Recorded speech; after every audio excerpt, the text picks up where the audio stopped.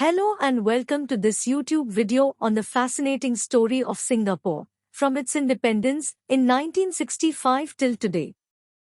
Singapore, a small island nation located in Southeast Asia, has undergone a remarkable transformation in the past few decades, becoming one of the most prosperous and successful countries in the world. In this video, we will explore the key events, challenges, and achievements that have shaped Singapore's journey from a struggling young nation to a global economic powerhouse. Let's start with a bit of background. Singapore was a British colony for over a century, from the early 19th century until its independence in 1965. During this time, Singapore grew into a major trading hub and port city, attracting immigrants from all over Asia and beyond. However, after World War II, Singapore faced a period of political turbulence and uncertainty. In the late 1950s and early 1960s, Singapore became part of the Federation of Malaysia, along with the states of Malaya, Sabah, and Sarawak.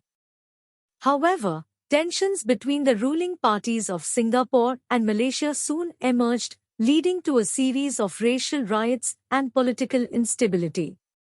In 1965, Singapore was expelled from the Federation of Malaysia and became an independent nation. At the time of independence, Singapore faced enormous challenges. It was a small, resource-poor island with few natural resources and a diverse population of different ethnicities, languages, and religions. The country had high unemployment, low wages, and a weak economy. However, under the leadership of its founding father, Lee Kuan Yew, Singapore began a process of rapid development and modernization that would transform the country in a few short decades.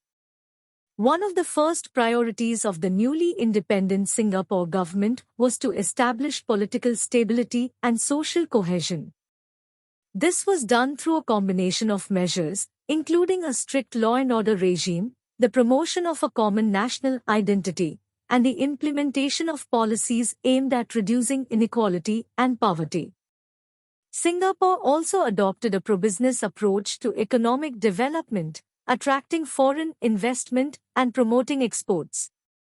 One of the key drivers of Singapore's economic success was its focus on education and human capital development. Singapore invested heavily in building a world-class education system, with a strong emphasis on science, technology, engineering, and mathematics, STEM subjects.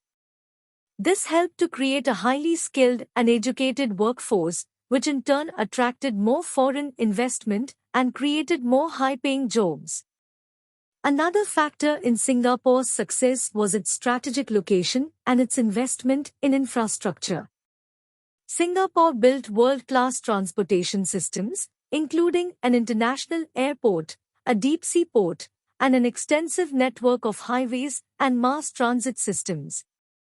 This helped to make Singapore a major hub for trade and commerce, connecting East Asia with the rest of the world. Over the years, Singapore continued to evolve and adapt to changing economic and social conditions. In the 1980s and 1990s, Singapore shifted its focus towards high-tech industries and knowledge-based services, such as finance, research and development, and the creative arts. Singapore also became a global center for tourism, attracting millions of visitors each year with its vibrant culture, shopping, and dining scene. Singapore has also been a leader in environmental sustainability and green technology. The country has invested heavily in renewable energy, recycling, and sustainable transportation systems, and has implemented policies aimed at reducing carbon emissions and protecting natural habitats. Despite its many successes, Singapore has faced its share of challenges and controversies over the years. One of the most contentious issues has been the country's approach to political freedoms and civil liberties. Singapore has a reputation for being a tightly controlled society, with restrictions on free speech, the press, and political opposition. Critics argue that this approach undermines democracy and human rights, while supporters argue that it has helped to maintain social stability and economic growth.